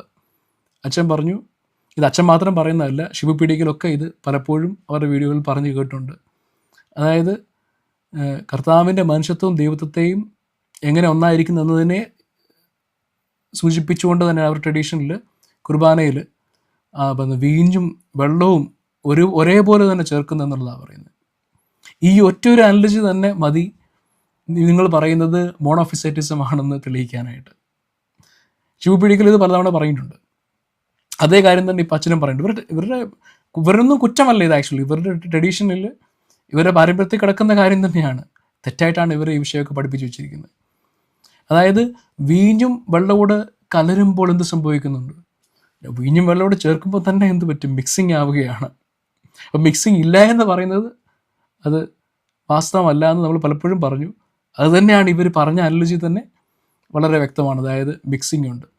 അതെന്താണ് മിക്സിങ് ഉണ്ടാകുമ്പോൾ ഞാൻ കഴിഞ്ഞ വീഡിയോയിലും കൃത്യമായിട്ട് പറഞ്ഞതാണ്, എന്തിൻ്റെയും പ്രോപ്പർട്ടിക്ക് എന്തെങ്കിലും കുറവ് സംഭവിച്ചോ എന്നുള്ള ചോദിച്ചായിരുന്നു. ഇവിടെ എന്താണ്, ഇവിടെ വീഞ്ഞും വെള്ളം കൂടി ചേർക്കുന്നുണ്ടെങ്കിൽ വീഞ്ഞിൻ്റെ നിറം കുറയുന്നു, അതുപോലെ തന്നെ വീഞ്ഞിൻ്റെ ആൽക്കഹോളിക് കണ്ടൻറ്റ് കുറയുന്നു, ഡൈലൂട്ടഡ് ആകുന്നു അല്ലേ? അങ്ങനെ വീഞ്ഞിൻ്റെ ആ കംപ്ലീറ്റ് പ്രോപ്പർട്ടി എന്താണ്, ഡൈലൂട്ടഡായി പോയി എന്നുള്ളതാണ് അവിടെ കാണുന്നത്. അതുപോലെ തന്നെ ഈ പറയുന്ന വെള്ളത്തിൻ്റെ അവസ്ഥ എന്താണ്, വെള്ളത്തിൻ്റെ യഥാർത്ഥ പ്രോപ്പർട്ടിയിൽ നിന്ന് വ്യത്യാസം വരികയാണ്. അവിടെ വെള്ളം പ്രോപ്പർട്ടി മാറുകയാണ്. അപ്പം ഹ്യൂമാനിറ്റിക്കും ഡിവിനിറ്റിക്കും ഒക്കെ ചേഞ്ച് വരുന്നു എന്നുള്ളതാണ് ഇവിടെ കാണുന്നത്. അപ്പം മിക്സിങ് വരുന്നു, വിത്തൗട്ട് കൺഫ്യൂഷൻ എന്നുള്ളത് കാര്യം കലർന്നു പോകുന്നു എന്നുള്ളതാണ്. അതുപോലെ തന്നെ ചേഞ്ച് വരുന്നു, മാറ്റം വരുന്നു എന്നുള്ളതാണ്. പുതിയൊരു നേച്ചറായി മാറുന്നു. വീഞ്ഞുമല്ല, വെള്ളവുമല്ല, അല്ല വീഞ്ഞിൻ്റെ ഒരു ഡൈലൂട്ടഡ് വേർഷനാണ് അവിടെ കാണുന്നത്. അപ്പം പാർഷ്യൽ ഗോഡ്, അല്ലെങ്കിൽ അച്ഛൻ ബേ പറഞ്ഞ പോലെ 30-30, 50-50 എന്നൊക്കെ പറയുന്ന പോലെ പകുതി ദൈവം പകുതി മനുഷ്യൻ എന്ന് പറയാൻ പറ്റും. അച്ഛൻ ആ പറഞ്ഞത് വളരെ കൃത്യം. 50-50 ഞാൻ എടുക്കുന്നു. 30-30 അതിനേക്കാളും താണു പോയെങ്കിൽ എന്ത് ചെയ്യാൻ പറ്റും അച്ചോ? അപ്പോൾ ഈ അനോളജി പോലും യൂത്തിക്കസ് പറഞ്ഞതാണെന്ന് ഓർത്തോണം. യൂത്തിക്കസ് കൃത്യമായിട്ട് ഇതേ കാര്യം തന്നെയാണ് പറഞ്ഞത്. അതേ കാര്യം തന്നെ ഇവർ പറയുമ്പോൾ ഇവർ മോണോഫിസൈറ്റ്സ് അല്ലെന്ന് എങ്ങനെ പറയാൻ സാധിക്കും? ഇവർ മോണോഫിസൈറ്റ്സ് തന്നെയാണ് പറയുന്നത്. ഇതേ അനലിച്ച് ഷിബു പിടിക്കൽ പലതവണ പറഞ്ഞതാണ്. ചുരുക്കം പറഞ്ഞാൽ അച്ഛൻ തന്നെ വളരെ കൃത്യമായിട്ട് താൻ ഒരു മോണോഫിസൈറ്റാണെന്നുള്ളത് പ്രഖ്യാപിച്ചിരിക്കുകയാണ്. അച്ഛൻ തന്നെ അച്ഛൻ്റെ യഥാർത്ഥ ഉപദേശം എന്താണെന്ന് ഇവിടെ നമ്മളുടെ മുമ്പിൽ പ്രഖ്യാപിച്ചിരിക്കുകയാണ്. അച്ഛൻ പറഞ്ഞത് നല്ല അടിപൊളി മോണോഫിസൈറ്റിസമാണ്, പാഷാണ്ട ഉപദേശമാണ്. എനിക്ക് അച്ഛനോട് പറയാനുള്ളത് ഇത്രയേ ഉള്ളൂ. യൂത്തിക്കസ് ഒക്കെ പറഞ്ഞ ഇത്തരത്തിലുള്ള ഈ വെള്ളവും വൈനും മിക്സ് ചെയ്യുന്ന അനലജിയൊക്കെ പറഞ്ഞിട്ട് വെറും മോണോഫിസൈറ്റിസം അവസ്ഥയിലേക്ക് എത്തുന്നതിനേക്കാളും ഒത്തിരി ബെറ്ററാണ് സെവറിയോസ്. ഇതിനേക്കാളും ബെറ്ററായിട്ടുള്ള അനലജീസ് പറഞ്ഞിട്ടുണ്ട്, ഉദാഹരണങ്ങൾ പറഞ്ഞിട്ടുണ്ട്. അതൊക്കെ ഒന്ന് പഠിച്ചു നോക്കണം. സെവറിയോസ് പഠിപ്പിച്ചതെങ്കിലും പറഞ്ഞാൽ ഇത്രയും അപമാനം ഉണ്ടാകുകയില്ലെന്നാണ് എൻ്റെ ഒരു നിഗമനം. സെവറിയോസ് പറഞ്ഞതിനകത്തിലും പോരായ്മകൾ ഒരുപാടുണ്ട്. പക്ഷേ ഇത്രയും മോണോഫിസൈറ്റിസത്തെ കൃത്യമായിട്ട് എതിർത്ത വ്യക്തിയാണ് അദ്ദേഹം. പക്ഷേ ആ തിയോളജിയിൽ അദ്ദേഹത്തിന് അത് പറഞ്ഞ് ഫലിപ്പിക്കാൻ കഴിഞ്ഞില്ല. കാരണം സത്യവിശ്വാസത്തിൽ നിന്ന് മാറി നിന്ന് വേറിട്ടൊരു വിശ്വാസം അവതരിപ്പിക്കാൻ ശ്രമിച്ചുകൊണ്ടുള്ള പോരായ്മയാണത്. അതാണ് നമ്മൾ അപര്യാപ്തതയുണ്ടെന്ന് നമ്മൾ കൃത്യമായിട്ട് പറഞ്ഞത്, ആന്തരിക വൈരുദ്ധ്യങ്ങളുണ്ടെന്നുള്ളത് കൃത്യമായിട്ട് പറഞ്ഞത്. പക്ഷേ കുറഞ്ഞ പക്ഷം സെവറിയോസ് പറഞ്ഞതെങ്കിലും പറയാനായിട്ട് ഇവരൊക്കെ ശ്രമിക്കേണ്ടതാണ്. കാരണം ഞങ്ങളൊക്കെ സെവറിയോസിനെ വളരെ കൃത്യമായിട്ട് വായിച്ചിട്ടുണ്ട്. അദ്ദേഹത്തിൻ്റെ റൈറ്റിങ്സ് വളരെ കൃത്യമായിട്ട് മനസ്സിലാക്കി എടുത്തിട്ടുണ്ട്. അപ്പോൾ സെവറിയോസ് പറഞ്ഞ അനലജിയെങ്കിലും പറയാനായിട്ട് ശ്രമിക്കണം. അച്ഛൻ തന്നെ അച്ഛൻ്റെ വിശ്വാസം പ്രഖ്യാപിച്ചിരിക്കുകയാണ്. അച്ഛൻ വളരെ കൃത്യമായിട്ട് മോണോഫിസൈറ്റിസം പറഞ്ഞു. നമ്മൾ നേരത്തെ നെസ്റ്റോറിനിസം അച്ഛൻ കൃത്യമായിട്ട് പറഞ്ഞു കേട്ടു. ആ ഭ്രൂണം എന്നുള്ള വിഷയത്തിൽ നേരത്തെ ബിഫോർ ഇൻകാർണേഷൻ 2 ഹൈപ്പോസ്റ്റാസിസ് ആണെന്നുള്ളത് സെവറിയോസും പഠിപ്പിച്ച വിഷയമാണ്. അപ്പോൾ സെവറിയോസിൻ്റെ മേൽ ആരോപിക്കപ്പെട്ട നെസ്റ്റോറിനിസവും മോണോഫിസൈറ്റിസവും രണ്ടും ഈ അച്ഛൻ്റെ ഒറ്റ വീഡിയോയ്ക്ക് തന്നെ നമുക്ക് തെളിയിക്കാൻ സാധിച്ചു എന്നുള്ളതാണ് അതിൻ്റെ ഒരു പരമാർത്ഥം. അത് വളരെ വേദനാജനകമായിട്ടുള്ള കാര്യം കൂടിയാണ്. നമുക്ക് ഇത് കാണുന്നുണ്ടെ എത്രമാത്രം ഹെറസിയാണ് ഇവരുടെ ഇടയിൽ നിലനിൽക്കുന്നത് എന്നുള്ളതാണ് നമുക്ക് മനസ്സിലാക്കാൻ സാധിക്കുന്നത്. അപ്പോൾ ഇവിടെ അച്ഛൻ്റെ ഈ വീഡിയോ തന്നെ സോഫാർ നമുക്ക് എന്താണ് പാട്രിപാസിനിസം മനസ്സിലാക്കാൻ സാധിച്ചു. അതിൻ്റെ ക്രൂഡ് വേർഷനിലെ തിയോപാസ്കിസം പറഞ്ഞു, പിന്നെ നേരത്തെ നെസ്റ്റോറിനിസം പറഞ്ഞു, മോണോഫിസൈറ്റിസം പറഞ്ഞു. 4 ഹെറസിയാണ്, അല്ലെങ്കിൽ 3 ഹെറസിയാണ് കുറഞ്ഞ പക്ഷം വീണത് ഇവിടെ ഈ ഒരു വീഡിയോ തന്നെ. ഇതാണ് ദുരുപദേശത്തിൻ്റെ അല്ലെങ്കിൽ തെറ്റായിട്ടുള്ള ഫൗണ്ടേഷനിൽ നിൽക്കുന്നവർ ചെന്നെത്തുന്ന അവസ്ഥ എന്ന് പറഞ്ഞാൽ. എത്ര പറഞ്ഞാലും അവിടെ ഇവിടുന്നൊക്കെ ഹെറസികൾ വീണുകൊണ്ടിരിക്കും. ഹെറസിയുടെ പെരുമരയായിരിക്കും. കാരണം ഫൗണ്ടേഷൻ തെറ്റാണ്. സെവറിയോസ് ഇട്ടിരുന്ന ആ ഫൗണ്ടേഷൻ എന്നുള്ളത് തെറ്റായിട്ടുള്ള പാഷാണ്ട ഉപദേശത്തിൽ അടിസ്ഥാനപ്പെട്ട ഫൗണ്ടേഷനായിരുന്നു എന്നുള്ളതാണ്. അതുകൊണ്ടാണ് അച്ഛൻ പറയുമ്പോൾ ഇത്തരം അബദ്ധങ്ങളും ഹെറസികളും ഒക്കെ വന്നു വീഴുന്നു എന്നുള്ളതാണ്. നമുക്ക് ഒരു ചെറിയ ഭാഗം കൂടെ അവസാനത്തെ കേൾക്കാം. മനുഷ്യനെ രക്ഷണം ഇതുകാരോട് ഞാൻ പറയട്ടെ, മനുഷ്യൻ മാത്രമാണ് മനുഷ്യർക്ക് പലരും പറയുന്നത്. ഇദ്ദേഹത്തിന്റെ സഭയെ വിശ്വസിക്കുന്നത് എനിക്കറിയില്ല. മനുഷ്യൻ മാത്രമാണ് നമുക്ക് വേണ്ടി മരിച്ചെങ്കിൽ ആ മനുഷ്യനോട് നമ്മൾ പ്രാർത്ഥിച്ചിട്ട് എന്തെങ്കിലും പ്രയോജനമുണ്ടോ? ഇതൊരു പ്രയോജനമില്ല. നിങ്ങൾ ആലോചിച്ചു. അപ്പോൾ ദൈവവും മനുഷ്യനുമായവൻ മരിക്കണം, അവനെയാണ് നമ്മൾ ആരാധിക്കുന്നത്. അപ്പോൾ ഇതിനും മറുപടി നമ്മൾ ഓൾറെഡി പറഞ്ഞിട്ടുള്ള കാര്യം തന്നെയാണ്. അച്ഛൻ വീണ്ടും ആ വീഡിയോകളൊക്കെ പല ആവർത്തി കേൾക്കണമെന്ന് ഞാൻ അച്ഛനോട് അഭ്യർത്ഥിക്കുകയാണ്. അച്ഛൻ ഞാൻ പറഞ്ഞിട്ടുള്ള കാര്യങ്ങൾ പോലും കൃത്യമായിട്ടല്ല മനസ്സിലാക്കുന്നത്, മിസ്റെപ്രസെൻ്റ് ചെയ്താണ് പറയുന്നത്. ഇപ്പോൾ അവസാനം പറഞ്ഞു കേട്ടില്ല, അതായത് മനുഷ്യൻ മരിച്ചു, മനുഷ്യൻ എന്നൊരു കാര്യമില്ല ഞങ്ങളെ സംബന്ധിച്ച്. അതായത് മനുഷ്യൻ എന്നൊരു വ്യക്തി അവിടെ ഇല്ല. ഇൻ ദ സെൻസ് ഹ്യൂമൻ നേച്ചറും ഗോഡ്ലി നേച്ചറും ഉണ്ട് എന്ന അർത്ഥത്തിലാണ് നമുക്കവിടെ പൂർണ്ണ ദൈവവും പൂർണ്ണ മനുഷ്യനുമാണെന്ന് നമുക്ക് പറയാൻ സാധിക്കുന്നത്. ബട്ട് യേശുക്രിസ്തു ആരാൻ ചോദിച്ചാൽ he is a divine person എന്നുള്ളതാണ് സത്യവിശ്വാസം, ഞങ്ങളുടെ വിശ്വാസം. അതാണ് സത്യസഭയുടെ ഒറിജിനലായിട്ടുള്ള വിശ്വാസം. ആ വിശ്വാസത്തിൽ നിൽക്കുന്ന ഞങ്ങളെ സംബന്ധിച്ച് മനുഷ്യൻ മരിച്ചോ എന്ന് ചോദിച്ചാൽ മനുഷ്യൻ മരിച്ചെന്നല്ല അവിടെ പറയുന്നത്. യേശുക്രിസ്തു മരിച്ചു. യേശുക്രിസ്തു ഡിവൈൻ പേഴ്സൺ ആണ്. വളരെ കൃത്യമായിട്ട് ഞാൻ മുമ്പേയും പറഞ്ഞു. ആ യേശുക്രിസ്തു മരിച്ചു എന്ന് പറയുമ്പോൾ അത് എങ്ങനെ സംഭവിച്ചു എന്നുള്ളത് വളരെ കൃത്യമായിട്ട് പറയുന്നത് എങ്ങനെയാണ്? അവൻ്റെ ഹ്യൂമൻ നേച്ചറിലാണ് തനിക്ക് മരണം ഉണ്ടായെന്നുള്ളതാണ്. ഹ്യൂമൻ നേച്ചറിലാണ് തൻ്റെ ആത്മാവും ശരീരവും വേർപെട്ടപ്പോൾ ഹ്യൂമൻ നേച്ചറിൽ മരണം സംഭവിക്കുന്നു. ഹൈപ്പർസ്റ്റാറ്റിക് യൂണിയനിൽ നിലനിൽക്കുന്ന ആ ഹ്യൂമൻ നേച്ചർ മരണപ്പെട്ടപ്പോൾ ആ ഡിവൈൻ നേച്ചറും അത് എക്സ്പീരിയൻസ് ചെയ്യുന്നു. ഇത് സംഭവിക്കുന്നത് ഒരു പേഴ്സണിലാണ് എന്നുള്ളത് കൊണ്ട് തന്നെ ആ പേഴ്സൺ മരിച്ചതെന്ന് കൃത്യമായിട്ട് നമുക്ക് പറയാനും സാധിക്കുന്നു എന്നുള്ളതാണ്. Therefore God experience death, therefore God died എന്നുള്ളത് കൃത്യമായിട്ട് ഞങ്ങൾക്ക് പറയാൻ സാധിക്കും. അപ്പോൾ ഞങ്ങളെ സംബന്ധിച്ച് ദൈവം മരിച്ചെന്ന് ഞങ്ങളുടെ തിയോളജിയിൽ മാത്രം, ഞങ്ങളുടെ ക്രിസ്റ്റോളജിയിൽ മാത്രമാണ് പറയാൻ സാധിക്കുന്നത്. നിങ്ങളുടെ ക്രിസ്റ്റോളജിയിൽ അത് പറയാനേ സാധിക്കത്തില്ല. കഴിഞ്ഞ ദിവസം വളരെ കൃത്യമായിട്ട് ആ വിഷയങ്ങൾ പറഞ്ഞത്. അച്ഛൻ വീണ്ടും പല ആവർത്തി ആ വീഡിയോ കേൾക്കണം. എന്താണ് പറയുന്നത് അച്ഛന് മനസ്സിലായിട്ട് പോലുമില്ല. അപ്പോൾ അച്ഛൻ പറയുമ്പോൾ ഒരുപാട് ഹെറസികൾ വീഴുന്നുണ്ട്. ഹെറസിയുടെ മഴകൾ വീഴുന്ന പോലെ തന്നെ ഹെറസി വീഴുന്നുണ്ട്. ഇപ്പം തന്നെ 3-4 വീണു. അങ്ങനെ ഈ ഹെറസിയിൽ മുന്നോട്ട് പോകാതെ സത്യവിശ്വാസത്തിലേക്ക് നിങ്ങളെല്ലാം മടങ്ങി വരണമെന്നാണ് ഞങ്ങളുടെയൊക്കെ ആഗ്രഹം. അതുകൊണ്ടാണ് ഇങ്ങനത്തെയൊക്കെ ഉദ്യമത്തിലേക്ക് മറുപടി പറയാനായിട്ടൊക്കെ ഞങ്ങളെപ്പോലുള്ളവർ ഇറങ്ങി തിരിച്ചിരിക്കുന്നത്. നമ്മൾ ചിന്തിക്കേണ്ട മറ്റൊരു കാര്യം കൂടിയുണ്ട്. അതായത് യാക്കോബായ സഭയും കത്തോലിക്ക സഭയും ശാഖാപ്രഥമൻ്റെ കാലഘട്ടത്തിലാണ് ക്രിസ്റ്റോളജിക്കൽ ഡിക്ലറേഷനിലൊക്കെ വന്നിട്ടുണ്ട്. കുറഞ്ഞ പക്ഷം ആ ഒരു അണ്ടർസ്റ്റാൻഡിങ്ങിലെങ്കിലും നിങ്ങൾ നിലനിൽക്കേണ്ട ആവശ്യമുണ്ട്. അതിനകത്തിലും വളരെ കൃത്യം ആഫ്റ്റർ ഇൻകാർണേഷൻ എന്നുള്ള വളരെ കൃത്യമായിട്ട് അതിനകത്തിലും പറയുന്നുണ്ട്. ഹ്യൂമാനിറ്റിയും ഡിവിനിറ്റിയെ പറ്റി കൃത്യമായിട്ട് പറയുന്നുണ്ട്. കുറഞ്ഞ പക്ഷം ആ ഒരു അണ്ടർസ്റ്റാൻഡിങ്ങിൽ നിങ്ങൾ നിൽക്കേണ്ട ആവശ്യമുണ്ട്. ആ ഒരു ഹിസ്റ്റോറിക്കൽ ഡിക്ലറേഷൻ കത്തോലിക്ക സഭയായിട്ട് ഉണ്ടാക്കിയതിന് ശേഷവും നിങ്ങളെപ്പോലുള്ളവർ യൂട്യൂബിൽ വന്നിട്ട് സഭയുടെ ഉപദേശം തെറ്റാണ് എന്ന് പറയുന്നത്, കൗദാശിക ഐക്യമൊക്കെ ഉണ്ട്. ആ അവസ്ഥയിൽ പോലും ഇത്തരത്തിലുള്ള വികലമായിട്ട് മറ്റുള്ള സഭയുടെ ക്രിസ്റ്റോളജിയെ പറ്റി അവതരിപ്പിക്കുക, സ്വഭാവവാദം തെറ്റായിട്ടുള്ള വാദമാണെന്നൊക്കെ പറഞ്ഞിട്ട് അത് വികലമായിട്ട് അവതരിപ്പിക്കുക, അതൊക്കെ നിങ്ങൾ അവസാനിപ്പിക്കേണ്ട സമയം അതിക്രമിച്ചു. കാരണം നിങ്ങൾ യഥാർത്ഥമായിട്ടുള്ള നിങ്ങളുടെ ക്രിസ്റ്റോളജി പറഞ്ഞു പോയാൽ അത് പാഷാണ്ഡതയിലേ ചെന്ന് പതിക്കത്തുള്ളൂ. കാരണം അതിൻ്റെ തുടക്കം പാഷാണ്ഡ ഉപദേശത്തിൽ നിന്ന് തന്നെയാണെന്നുള്ളത് എൻ്റെ യാഥാർത്ഥ്യം. ഡയസ്കോറസിനുണ്ടായ അവസ്ഥയെപ്പറ്റി പറഞ്ഞു. ഡയസ്കോറസ് എങ്ങനെ മോണോഫിസൈറ്റിസത്തിലേക്ക് വഴുതി വീണു എന്നുള്ള കാര്യം പറഞ്ഞു. മാത്രമല്ല അതിനുശേഷം ഈ ഒരു വിഭാഗത്തെ മൊത്തം നയിച്ച സെവറിയോസ് എന്തുകൊണ്ട് നെസ്റ്റോറിനിസവും മോണോഫിസൈറ്റിസും ഒരുപോലെ പറയേണ്ടി വന്നു എന്നുള്ളതും ഒക്കെ ഈ ഒരു ക്രിസ്റ്റോളജിയുടെ വികലതയാണെന്നുള്ളതാണ്. അപ്പോൾ നിങ്ങൾ സത്യവിശ്വാസത്തിലേക്ക് മടങ്ങി വരേണ്ട ആവശ്യമാണുള്ളത്. ഇങ്ങനെ പലപ്പോഴായിട്ട് ഹെറസികളിലേക്ക് വീണുപോയ